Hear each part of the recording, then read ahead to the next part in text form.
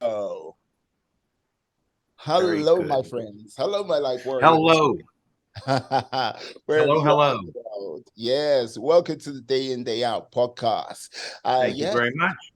today, yes, we I'm have the coming to you from Palm Springs right now. I'm in Palm Springs, California. I usually live in Huntington Beach, Orange County, California, but I'm in Palm Springs visiting friends as you can see, this and is really the yeah, filming and doing things. So this is the marvelous Jonathan Taylor, who is a world class classical guitarist with 32 albums under his belt.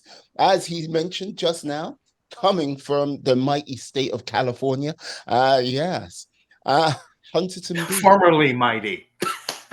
formerly. Ah, how are you today, sir? How are I'm you very today? good, thank you. I'm very good, Yeah, thank you. And yourself? I'm all good. I'm all good. It's a little bit damp in the UK, but I can't have that California sunshine. No, No. I hear that. I have friends in Poole that I talk Ah, to all the time, so they're going through their stuff. The whole country is being, rained on, right? absolutely. Today. Yeah. No, absolutely. I have to say, so you are like, as much as you're like a classical guitarist with 32 albums under your belt, you seem to have a vast array of knowledge, just like percolating away, ready to unleash. Like, yeah, yeah. What what has made you such a, how can I say, a scholar of the world? Interested in life, did a lot of traveling, traveled all over the world and playing concerts and in the strange places, as well as you would think in concerts, you think North America and Europe and that, of course. But I've Mm, traveled in, strange and weird places, and I studied literature and religions and that myself. I don't believe so much in the education systems that are, in our Western society now. I think now with the internet, you've got pretty much 90% of what anything to learn is there. Now, I think it's colleges are great for the professions like law, mm, medicine, engineering, and those. But other than that, I go, well, now you're $100,000 in debt. And if you have those professions, I guess that's not too bad.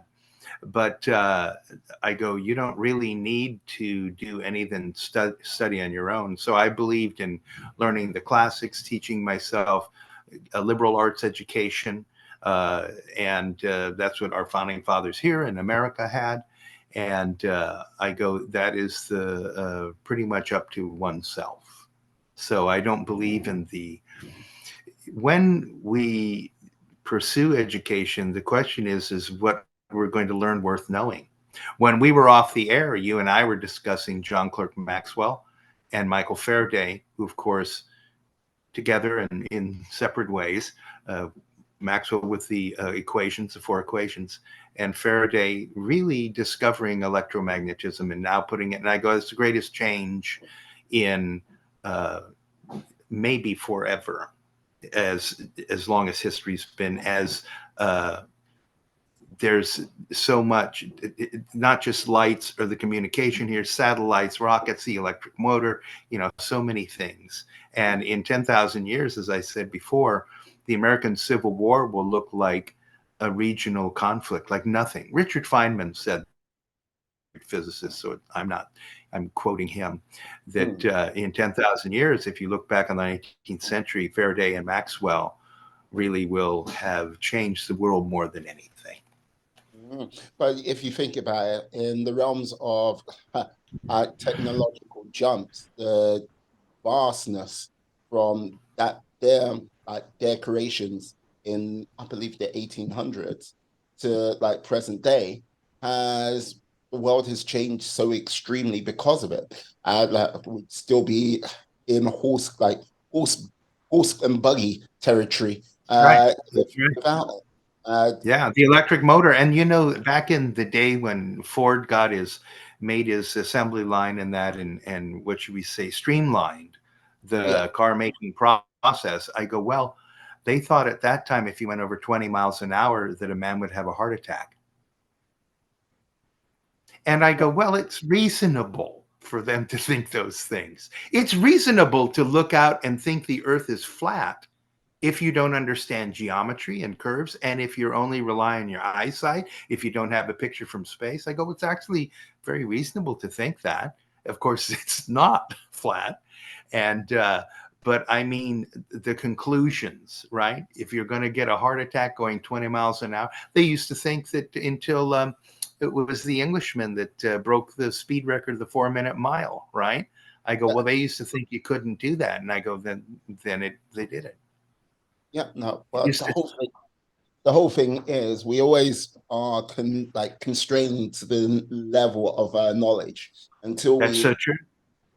until we actually see someone break or push new limits. Then that is the gateway for everyone to do it.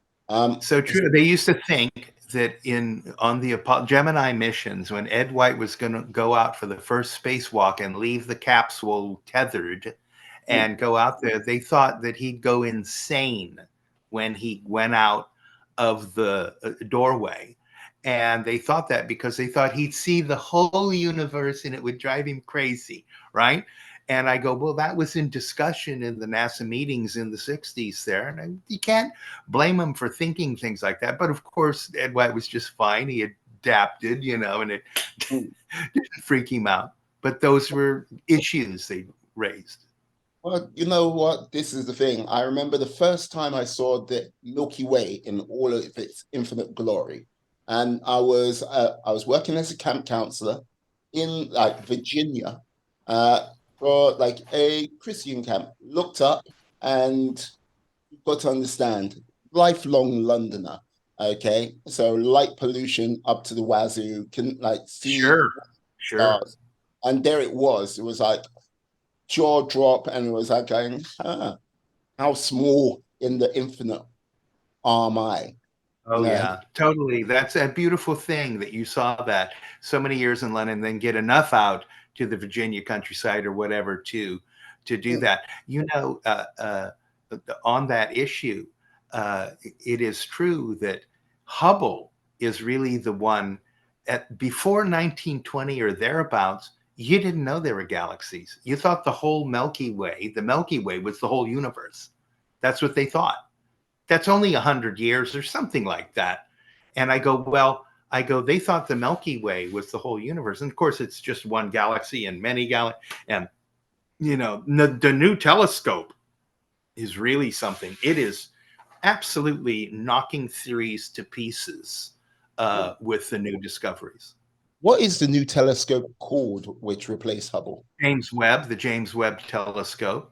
And it's out there parked. It's out the side of the atmosphere and it's parked out there, and they refocus it to different areas where they want to look. But it's changing so much because it's even bringing Big Bang into question, because there are galaxies that should be older and or should be younger because of the rate of velocity. And I go, well, it's not the way that we thought it was going to be. So there are old galaxies where there should be young ones and young ones where there should be old ones. And I go, well, that right there is telling you that your calculations are off, or that time is not uniform in some way. I mean, who knows why? I don't know why. But I'm saying, is it not uniform? Is there another interruption in some way? And people say, well, that doesn't sound right. And I go, but the fact is, this should not be a young galaxy, or it should not be an old galaxy where it's placed. So I go, that means that our facts are off. Well, like the whole thing is, as I said earlier, we're constrained by the limits of the knowledge we have. And with Sure. regards to like space itself, astrology, everything on that sort of realm, it's like there's going to be a hell of a lot of sort of, there'll be knowledge what will be known, but how that all ties in, they don't know how it all ties in yet. Totally. That might Yeah. be, might be like there might be two people sitting about 100 years from now, like going, Mhm. they didn't know about blah blah blah theory. Who knows? That's right. And Yeah. what makes this and that and everything like space travel going beyond this like the realms of the speed of light possible. It's just one of those things. Like if it's one of those things where I what sometimes boggles my mind. It like founding fathers, right? They did not know dinosaurs existed. Jefferson thought there were woolly mammoths out in what we call California, actually. Yeah. But like Jefferson believed that there were woolly mammoths out there. that's all cool. But as for like a T-Rex, like yeah, Triceratops, they didn't know. And that was not that long, as you say, not that long ago. But one day the world was this, the next day the world was that. And Yeah. with like so much knowledge out there, there are so many people like going, you've got all this information, but there are a number of people who don't know how to get to not the so-called truth of everything, but the truth of knowledge they want to gather because there is so much noise currently.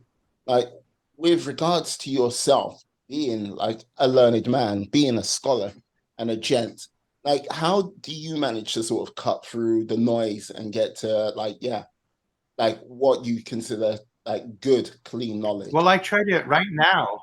Right now, I'm studying. Right now, I'm studying geometry and ancient Sparta, and I think that the sciences. I'm doing that just for fun and for enlightenment, and I'm interested in everything in life. And so, what do? I get on the internet and I start taking courses in something, and whether, for instance, this week I read Herodotus again, the histories, and also when I get confused with Lord Jim, Heart of Darkness, Joseph Conrad's Heart of Darkness, which Apocalypse Now is based off of. And I always get confused with Lord Jim, which is similar because they're in the jungle and all that. Yeah. And so, I mean, you can't go through this life without learning something all the time.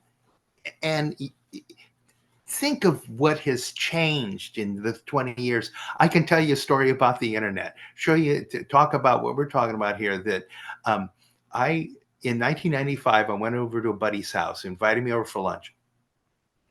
Go over there. He's a broker, a stockbroker. And he said, "Oh, Jonathan, this is 1995. And Jonathan, I've got this thing called the internet." And I go, "What's that?" And he goes, "Well, these computers talk to each other." And I go, "Why?" And he says, "Well, you can talk to somebody in Texas." I go, "Why don't you just pick up the phone?" I go, "You can talk to somebody in Texas over the phone." And he goes, "Well, you get these pictures." I go, "But, and you read things on the internet." And I go, "Why don't you just go to the library and get the book?" So now look how lame I was. In other words, the internet changed the world. I mean, completely, right? But how was I looking at it? As, why are you doing this? What's it? What's the point of it? And look what happened. I mean, nobody really predicted the internet. Mostly discovery is against the grain. Most discoveries are against the grain. Mm. They blow up the system that they're in. Yeah, because if you look at something like Star Trek, which let's just say it was like, it was thinking way out of it. There was no sort of reference or like sort of inkling of the internet which came to mind. And That's for for sure. them and for most science fiction, it's like, yeah, as the whole concept was, no, it wasn't even bizarre. It was just not there because no one could actually see something like that. But like the whole thing is like, okay, you sir, like you kind of like kind of semi blowing my mind because okay, you seem to have a real thirst for knowledge because look, you go people can learn like learning every day. Yeah, some people are, but some people like are quite happy to remain blissfully ignorant to like the comings and goings of the day-to-day world. Like, but for you to like study Sparta and geometry, to go down that sort of line, of study. What have you always had this thirst for knowledge, or was it a case of I think you missed so. out I the think so. internet? But the school, of course, tries to crush it. Mm, The school crushes inquiry and creativity mostly. The school systems here are not really meant for enlightenment on the whole. I mean, you're kind of plugged into a role. You're going to be a, this type of person in your life. In the true American is always becoming. And why is that? And I go, well, because you had to adapt. I go, adaptation, creativity. I go, those are the basic founding ideas, even though you have the Roman law, you have English law, you have the Constitution, you have the Bill of Rights and the Declaration. I go, yeah, but I go, what they're also saying is that you create all the time. And so I think that spirit was always there. I was always very patriotic as a boy. Always loved American folk songs and things like that, which I have on my Guitar Chronicles album. I'm with Warner Brothers Records and Hit Lab now.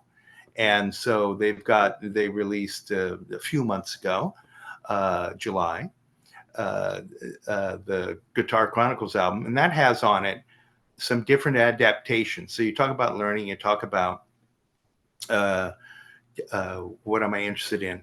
Well, one of the things I've done is to take the classical guitar repertoire, and although I've recorded all the major masterworks and all the Spanish masterpieces and the Bach and all these things, I've also adapted many different genres of music, jazz, uh, ragtime, uh, American folk songs. I took the themes of the Bond films and put them in Bond medleys, and took the film score of The Wizard of Oz and put it on solo classical guitar, 10, 11-minute piece. Uh, so that is a way to create new repertoire and expand the scope of the guitar's reach, if you know what I'm saying. It's easy to play a few chords on the guitar, but it's the most difficult instrument to master, which is big difference than, a folk singer. mm. Yeah, no, but like what you're saying, like from what you're saying with regards to okay, like like like a true American, like with the sort of has to be able to adapt to changes. It's also Yeah. you like integrating that adaptation, like adaptation into your music as well. Yeah. Because it's one of those things. Like, what would you say? Is it one of those things you just wanted to do for fun, or was it a case of you were just Well, trying to? so that's a great question. That's a great question. So I always loved, I who inspired me as a youth was Segovia, Christopher Parkening, Pepper Romero, Julian Breen there in England, who's passed away a few years ago.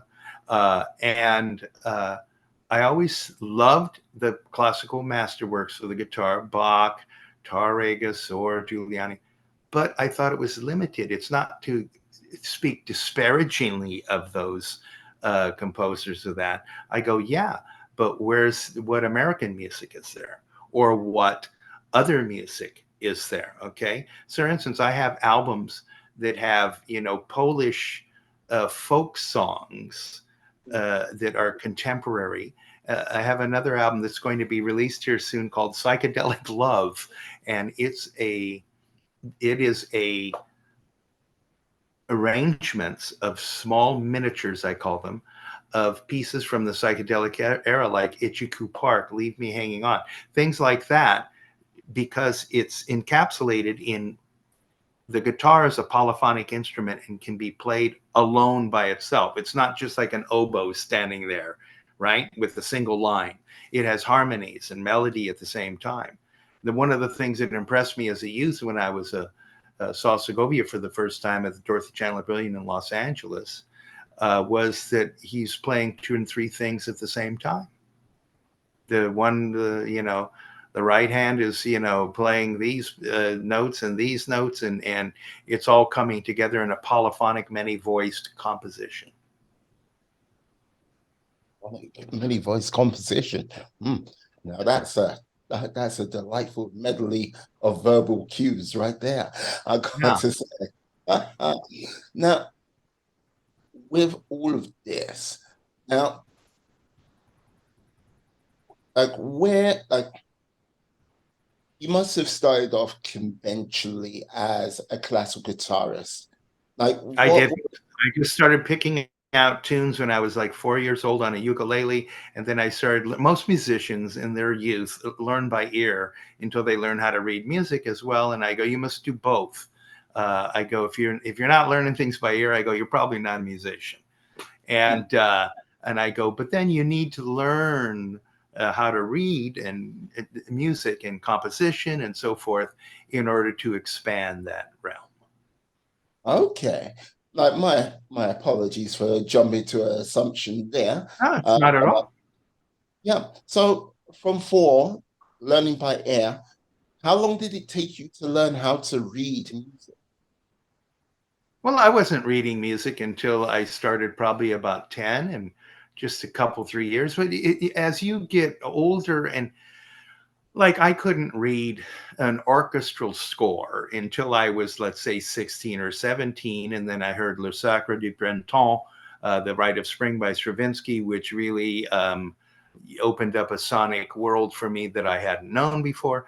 And I wasn't doing that. By the time I was 18, I'd probably listened to most operas, probably about 100 operas, on records at that time, right? Acetate. And so I was interested in all aspects of music. I was a composition major as well. I've written orchestral pieces. So when people say you arrange for guitar, and I go, yeah, it's the hardest thing in the world to arrange for classical guitar. It's without a doubt 100 times more difficult than doing an orchestral piece, Why is it so hard? because the guitar is tuned in fourths, which is very different from all the other instruments of the orchestra. And that means the voicings are going to be different than the orchestral voicings. It's also technically, you're doing something all the other players are not doing, with the exception of the pianist, is that you're playing many parts. The violin plays one note, the bassoon or the oboe plays one note, the trumpet. Those are all one singular lines, right? One melody line. With the guitar, you're doing two and three things at the same time. And this is going on while that's going on while that's going. You're juggling, right? In other words, you got a lot of things in the air juggling. So the reason why it's difficult is your hands. I used to teach violinists. I've said this on many podcasts before. I go, well, you're only playing one note, which is easy. It's nothing. It's not nothing, but it's not a big accomplishment. And This will so, come for you. yeah, what? Say that? The, What? the violinists will come for you, sir. Yeah, they will come to me. That's right. And but occasionally they're doing dyads or triads, two notes, three notes, tetrachords, four notes, and I go, yeah, but occasionally, like dart in, dart out. So I go, so the technical difficulties with the classical guitar are monumental in comparison. When you're looking at, the harp, Yes. whatever, you know. I have to ask, like with all of the all of the albums you've done, the music composition scores, what was like, is there one particular like piece of music which like you are truly in love with, or is it there are many? I love you have. There's so many. There's so many. I've got 325 tracks recorded. People can say, "Well, don't you like the Bond ones or the Wizard of Oz thing?" And I go, "Yeah, I like them all. I also like Bach. I'm learning the Grand Hota. Some people call it the Grand uh, Jouet. That's a 15-page virtuoso piece. That's, I don't know, 10 minutes, 11 minutes long. And so right now I'm in love with that because I'm learning it. But I mean, I don't have preferences like that. I really do. It's like which child do you like? All right. Now, I'm not going to feed this child because I don't have enough food. I like all the children, right?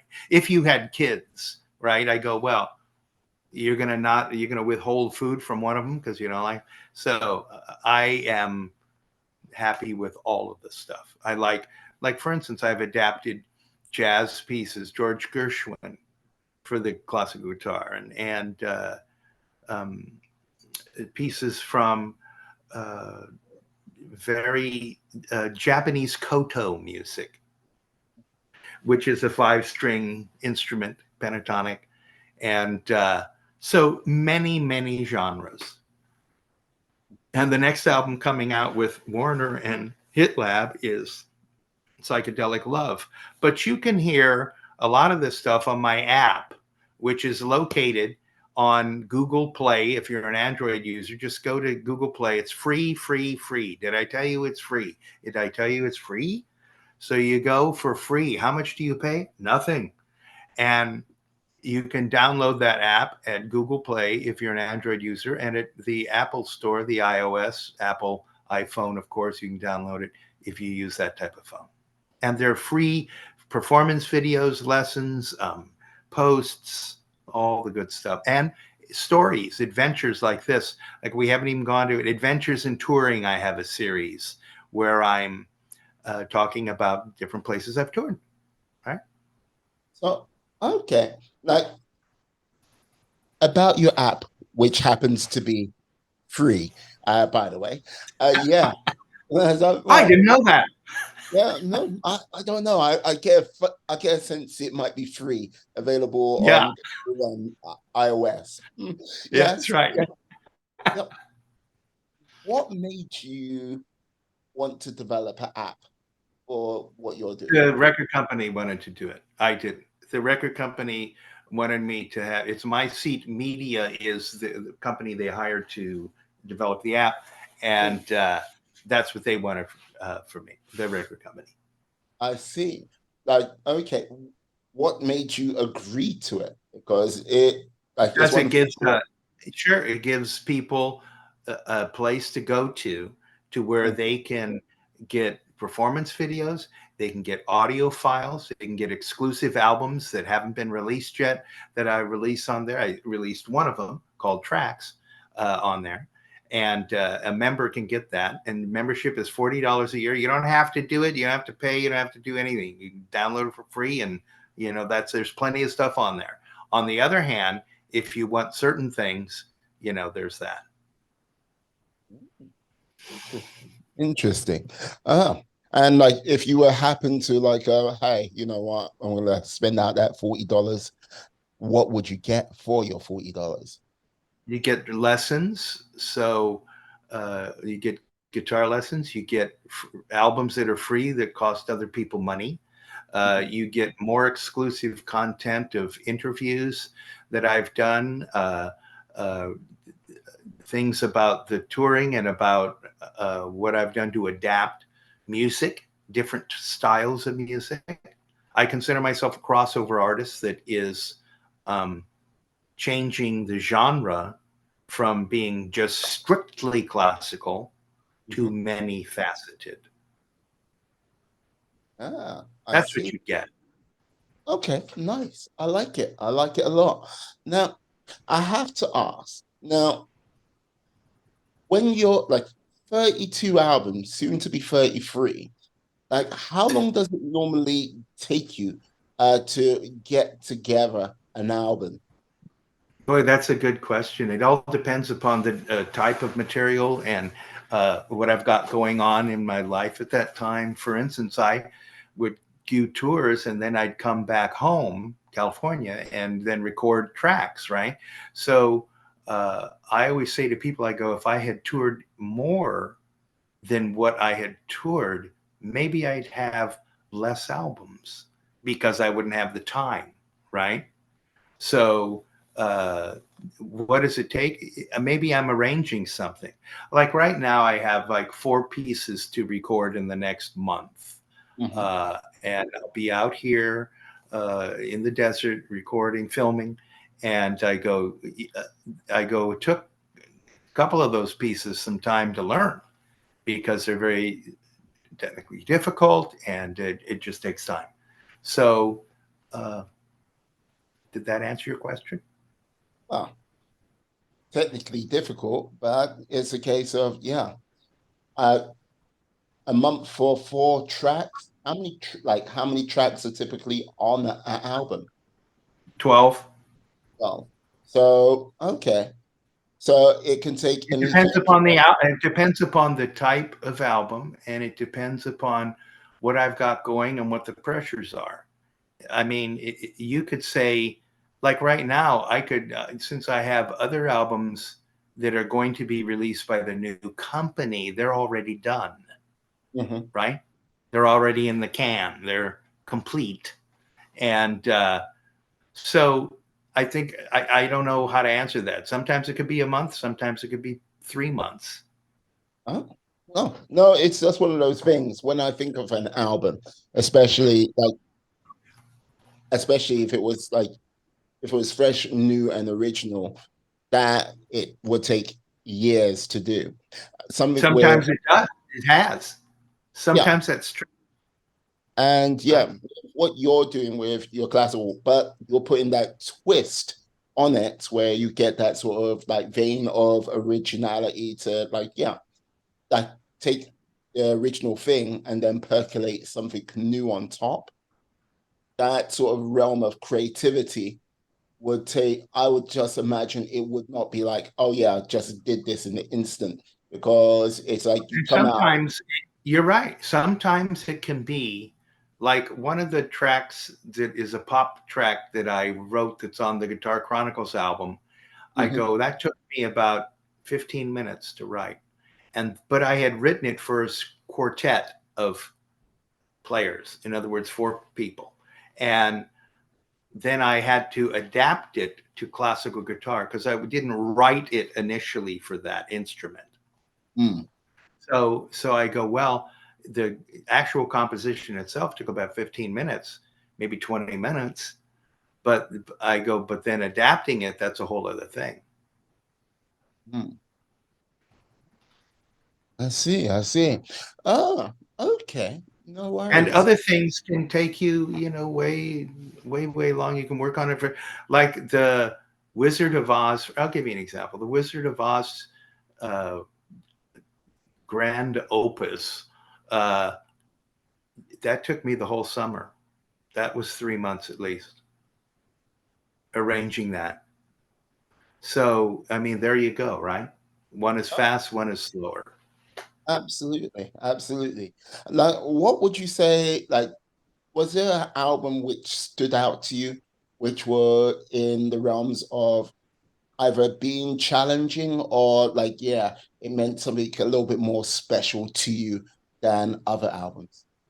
You know, all the albums that anybody makes can be repackaged. In other words, like Michael Jackson's Thriller. Yeah. All right, everyone thinks, oh, that's the Thriller album. I go, well, it may not have been, depending upon what the I didn't know. I don't know what Michael wanted. I don't know what his vision and that was. But I go, well, sometimes you just like one record company says, I need 12 tracks. I mean, that is the statement. I need 12 tracks. Now, they don't give a shit what tracks, right? In other words, they don't care. And so it can be that. So every situation is very different and unusual. And how long does it take? I go, well, it depends upon what it is. I'll give you an example about to show you how tracks are adaptable and repackaged.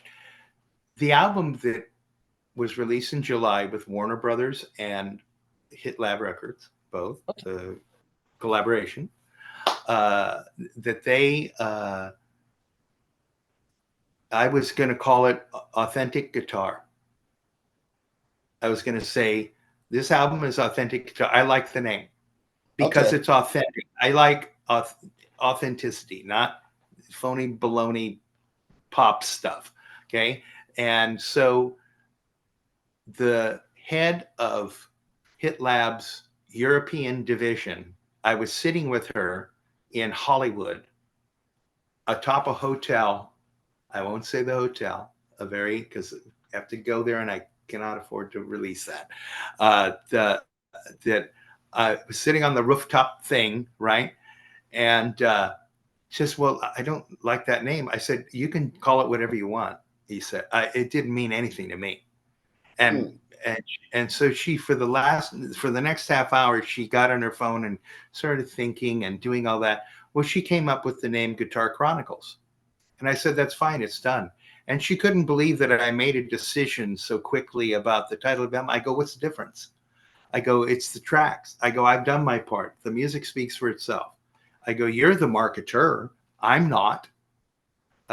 You're the one that's in charge of that. And if you think it will be better with this name than another name, why do I care? It doesn't mean anything to me. I've already completed my work, right? So she is the one that actually thought of the name of that album. And I always tell that to people. I go, well, I didn't think of that name. So No, it does these are surprise the me. ins and outs of the record industry, right? These are the ins and outs No, of the like record. I hear you. These are the ins and outs. It just surprises me with regards to that because I'm not saying you. It just feels like it would have been like something you would have been a little bit more invested in with regards to the. Well, okay, so I'll show you a Kind story about Paul McCartney. Paul McCartney, they all wanted the big photo for Abbey Road, which what yeah, became Abbey Road. Uh, they wanted the big. They were going to go to Japan. You hear this conversation with Paul McCartney. He goes, "Oh, they were going to go to. We were going to do photo shoots." And Paul goes, "Why don't we just take a camera and go outside the studios here and walk across that crosswalk?" And I go, there it is. mm, I go, the other idea, oh, I've got to travel to Japan and get these shots and all that stuff.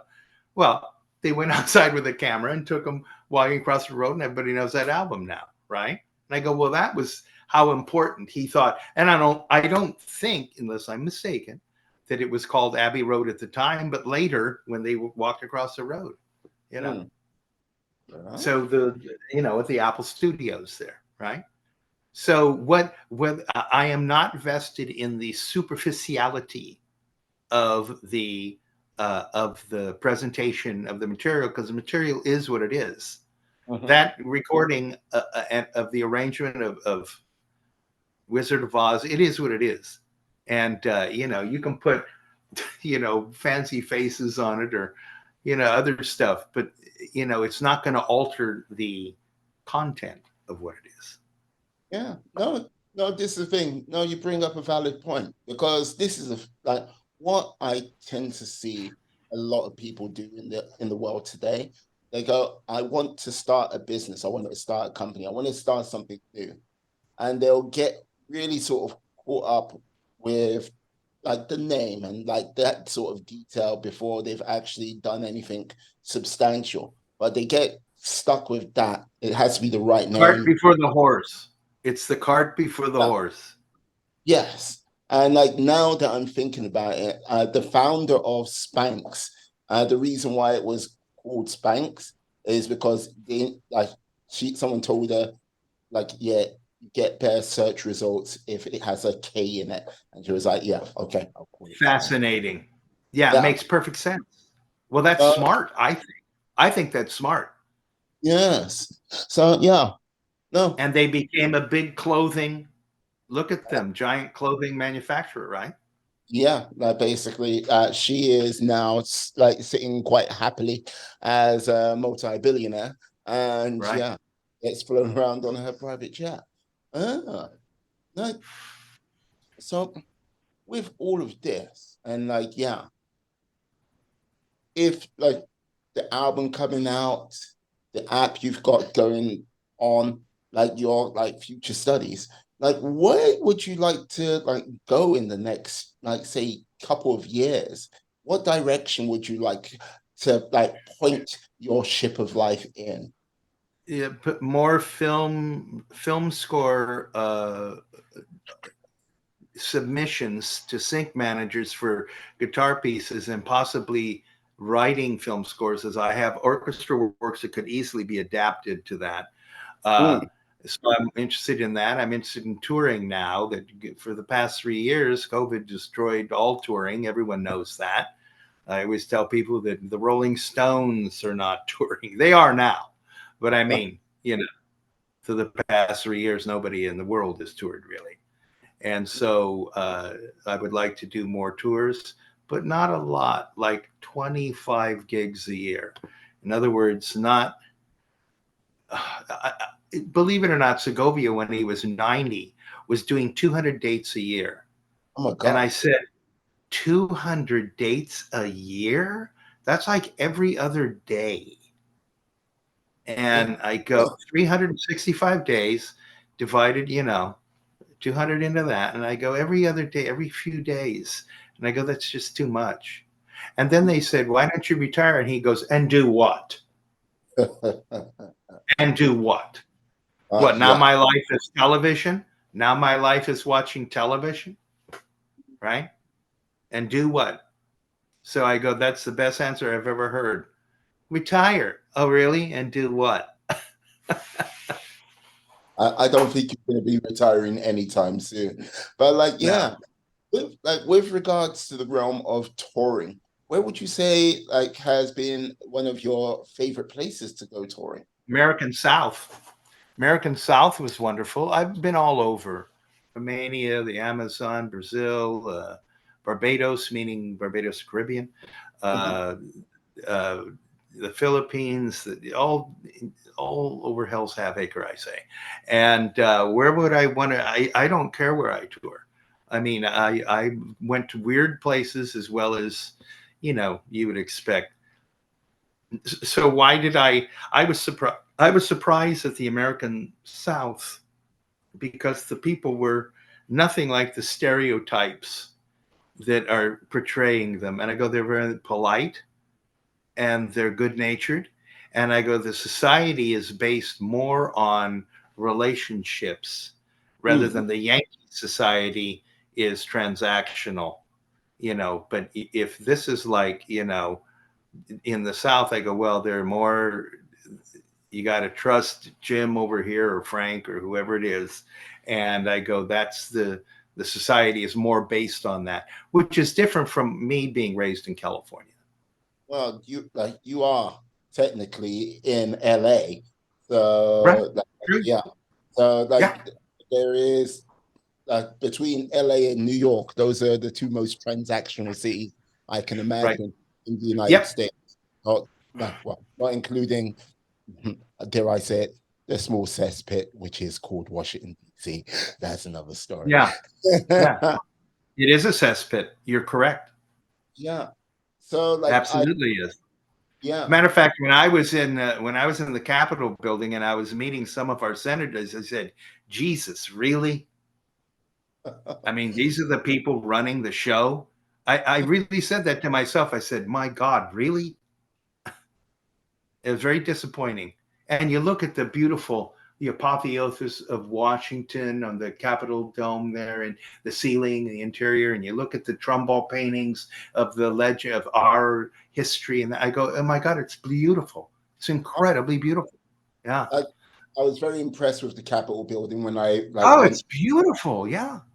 And like this is the thing, I went to the Capitol building, Lincoln like statue, uh needle. Went to the Vietnam War Memorial on Father's Mhm, Day, which was like, mhm. yeah, that was quite like, yeah, emotional.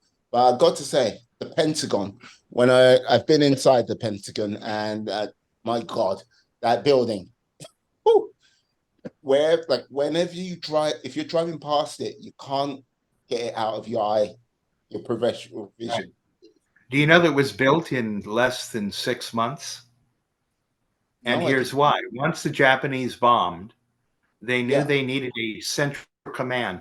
I always say, is America made great by World War II? Because in truth, before that, we were more of a provincial power. And I go, well, we weren't all over the freaking world the way we are now. And so when the Pentagon, I go, well, they needed to have a central command. mm, Built it in 6, maybe 9 months at the outset. And I go, that entire building, that's when you need to do something, that shows you that you can do it. I go, that whole mass giant mega structure was built in a very quick amount of time. And when people say the Second World War and the soldiers went over, I go, our soldiers were crap. Oh, Jonathan, what do you mean by that? And I go, they had 6 weeks to train. I go, they're not like those Germans over there training for years, and these other people. I go, we didn't have that. We had a small army. So then the war, you can ask, did we become great as a result of the war? Because we had manufacturing, right? We could supply England and everybody with tanks, tons of materials. My mm. mother worked in a rubber factory off the 5 freeway, Uniroyal, when she was 18, and there was espionage going over there, and they caught him and probably put him to death. But my mother worked in a factory. And why was that so big? I go, it's all the rubber products. Think about the tires for the planes, for the Jeeps. Think about the little rubber things that go in the motors, rubber, rubber, rubber. Hitler went down to South America to get those rubber plants. That was, I think, one of the initial reasons that he went down there. Put it this way, with regards to like, okay, the power of American manufacturing in the Second World War, like Yeah. for every one Tiger tank, there was 3 Sherman tanks built. So just the sheer weight of numbers, that was a winning throw on any sort of tank battle right there. And The Germans were tremendously productive they people. were. Uh, Tremendously. I go, this whole conceit thing of we're all better. I go, really? I go, they were so productive. they And were. I always say to people, when they, just to get into some controversy, why not? I always say to people, I go, maybe they were the master race, all the more reason to kill them. And I go, if that is true, let's just assume that's true. I go, do you want people telling you what to do? Do you want somebody ruling you? Of course you don't. Of course you don't. So I go, if that is true, if their whole whoop-de-doo, we're the master race. I go, if that's true, I go, all the more reason to kill them. Because who wants to be lauded over like that? Nobody. Well, like this is the thing. Let's be grateful Jesse Owens was there to sort of put A that great quite champion. yes. A great champion. A great champion and a great human being. And he stood for something then which I don't think anyone realized how big it was at the time.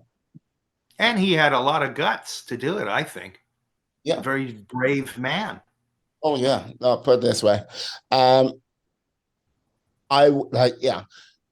it's always one thing to look at it in hindsight and be like a little bit sort of like, okay, yeah, there was obvious dangers there, but to actually go there knowing That's right. knowing that something not quite up, but you weren't exactly sure, but it was not the best thing. You weren't in a safe place. You were No, not in a safe place for him. no, not at all, not at all. But yeah, but this is the thing with regards to the states, the states now and then. Like, do you think with regards to the sort of you alluded to the sort of realm of doing creative things, doing new things is the sort of American way. Do you think that's kind of died off slightly over the course of the last few decades, or is it kind of still there, Not resting? for the real Americans. The real Americans are what I call the silent majority. Mm, So I go, the real Americans are still the way that they really are. And I think that the only way we've ever gotten out of problems being America is our creativity. We creatively for instance, think about England. There's a thing. The gentleman that did the transcription or solved the Enigma machine. Mm-hmm. And I go, well, what we really have done, and what America specifically has done, I go, we've innovated our way out of something. For instance, the car. I go, well, we didn't invent the car, Mercedes did. Mm-hmm. And I go, but we invented the Henry Ford invented the assembly line. And I go, nobody had done that. Was the big thing. There were lots of car companies, 100 of them back then. A lot of people don't know that because they see 4 or 5 now. And I go, oh Yeah. no, there's like 100 car companies. So I go, well, what did we do? I go, well, instead of the horse, which has a much lower limit on speed, you know, and I go, we innovated our way into civilization, into a more civilized uh, uh, society. AI, right? There's something right there. And I go, all the medical innovations that are going on, our medical innovation that will really take off. That is Mm. already exponential with the stem cells, with the genetic codes, and with the ability to have AI analyze those in a different way than a human being. Like So I think we're yeah, no, with regards to sort of the realm of AI, I kind of look at it with one, like, yes, one cautious eye and one excited eye. Like, because like with totally. regards of what you can do, what can help an individual on a daily basis, there's a lot what can be done. But if unchecked, AI can be will be a very dangerous thing indeed. And I think we're Okay, not should I tell the story I told on the last podcast about some robots? Here's your downside. I'm going to repeat myself. If other people are listening to my podcast, you say he talks about the same thing all the time. No, but yeah. here's what happened. I was watching robots being inculcated with AI, have AI, humanoid looking robots put AI into their brain, trying to do household tasks, sweep the floor, open the can, right? Do the laundry. And so the technicians are there. They're doing the laundry. I mean, they're doing the uh, uh, coding or whatever they are doing, pencils behind their lab coats, clipboards, 5 or 6 technicians, 5 or 6 humanoid looking robots. One is halfway through his can, another one doesn't know what to do. All of a sudden, one of the robots picks up the can and hurls it at the technician right in his chest. Now, that could have killed him, but it didn't. And I go, what, John, people say, oh, he was thinking. I go, I don't know if he was thinking or not. He represents a threat. And that's what the CIA says. Do they have the capacity to cause damage? If they don't have the capacity, I don't care about it. But do they have the capacity? I go, if that would have been on the breastbone a little bit harder, it would have stopped man's heart. Yeah. And so that's the downside. What will happen? I go, that's called, whether it's intelligence, whether it's not thinking, whatever it is, I go, whatever you want to call this, that's a threat. The upside is they can uh, calculate a human protein in the body instead of 5 years, which is what takes a um, average doctor to do. They can do it in 10 minutes. And I go, once you map the protein, you have the ability to create a treatment for a human being. Let's say they have cancer, sickle cell anemia, MS, 1,000 fucking things, right? 1,000 things. Oh, I said a cuss word. Uh, can I cuss up a storm if I want to? Okay. Jonathan, how could you? Yes. Yeah, Yes. like How could you? How could you? how could you? If you want to curse away, please do. Yeah. Feel free to let loose. Okay. So anyway, so there's upside and there's downside. I think it's a rebirth for medicine, AI. I really do. But I also think that there's going to be no trust. because how do you know if something is true? There's tremendous downsides. Robot armies, definitely have robot armies. Oh, this is the thing, right? Everyone, this is my theory with regards to AI. If it really wanted to take us out, it's like going, okay, it knows the human lifespan is short.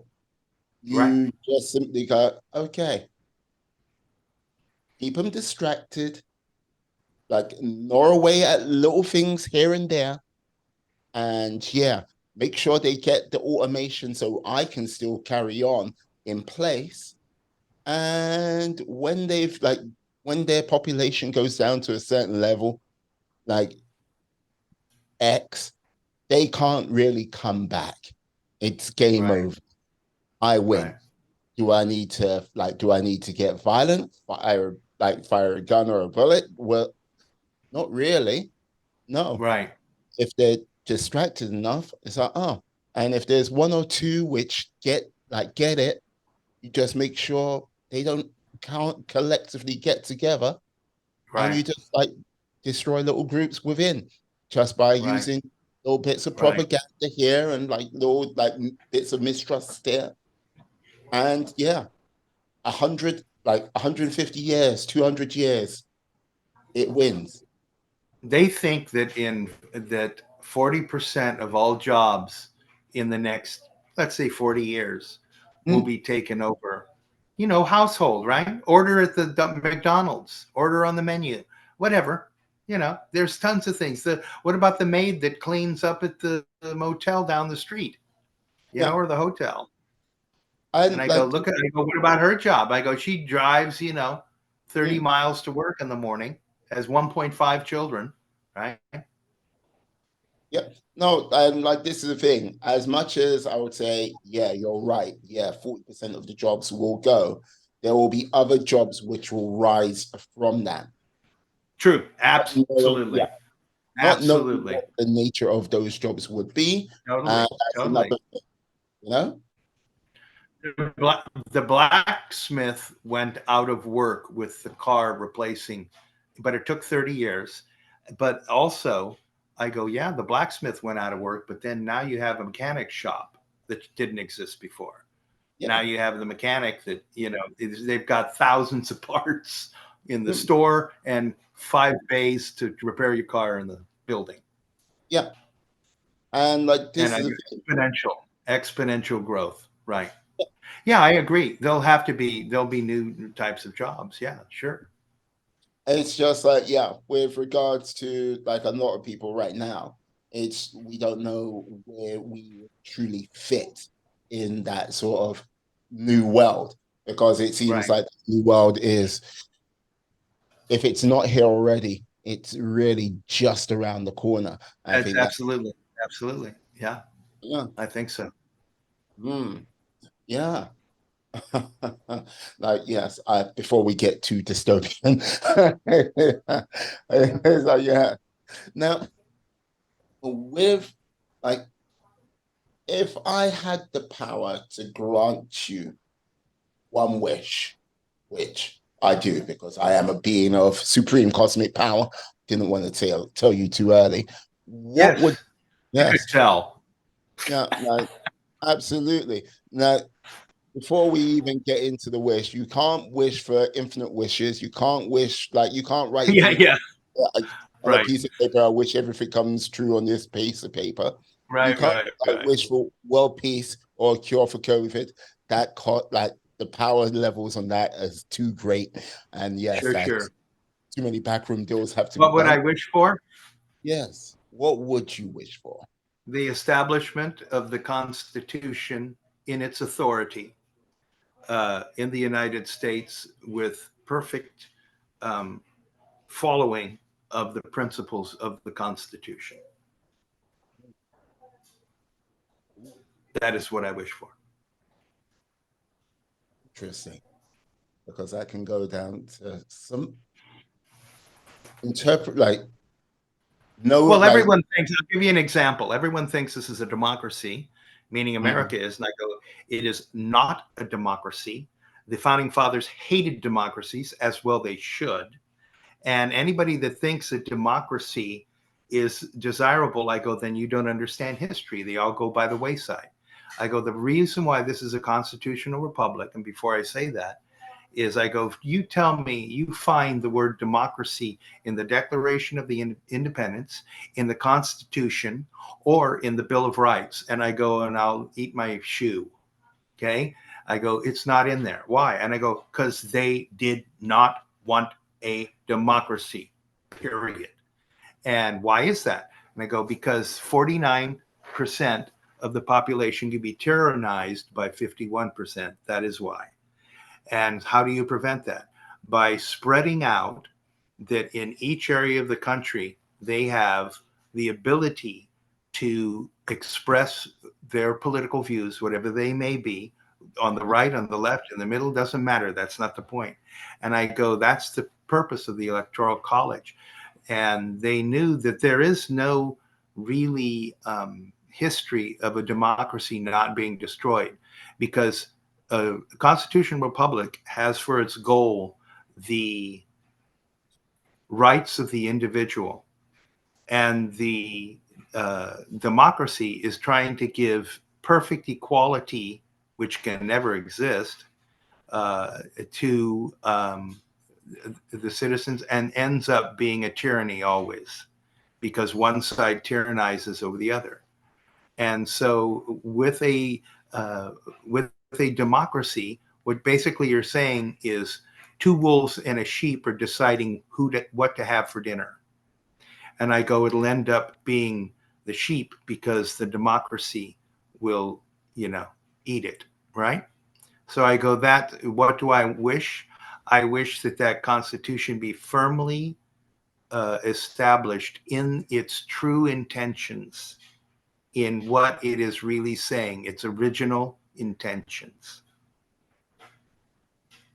Okay, I'll see what I can do about that. Yeah. Yes. Good luck on that. Well, yeah. Well, you know what I mean. Yeah. Yeah, I might be having to deal with a 2024 big feedback loop, but that's another story. So yes. Okay. Perfect. As I say, I'll see what I can do about that. Ah, Jonathan, Jonathan, I have no more questions to ask of you so far today, but I have to say Okay. I have been most entertained. Yes, but I'm gonna have to get you back on. Yeah, I just Absolutely. really, I feel like I've just scratched the surface of your font of knowledge, sir. Yes, scratch the surface. Well, I've Uh, enjoyed it. It was great. oh, brilliant. I like that. And those who are interested in my music can go to Google Play or go to Apple Store, type in Jonathan Taylor, no break in the name, and you'll get the application for free. You see, he's taken the words out of my mouth. Go get his music, get the app for free, and yes, enjoy, enjoy. Uh, I would like to say thank you to you, Jonathan, for coming on Thank today. you. Pleasure. Thank Yeah, you. no worries. And I'd like to say thank you to you, my friends, my life warriors, for sticking with us to the end of the show. Please stay well, stay safe, be awesome, be excellent, be fantastic, be all the positive bees you can be in this world, and then some. Hey, don't forget, subscribe and follow. Have a good one, my friends. Have a good one. Peace. Bye-bye. Yes. And we are.